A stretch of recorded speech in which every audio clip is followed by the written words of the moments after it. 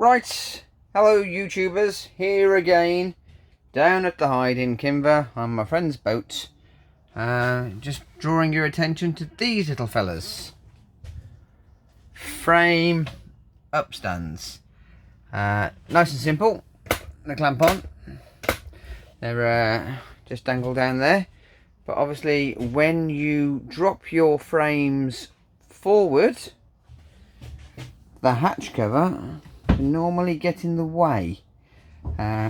So these just obviously come down, sit on the top of the boat here and keep this frame lying so this hatch can slide freely.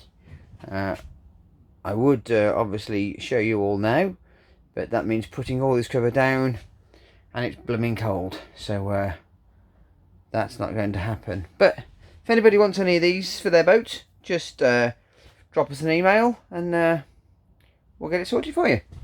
Thank you very much. Lovely. Over and out.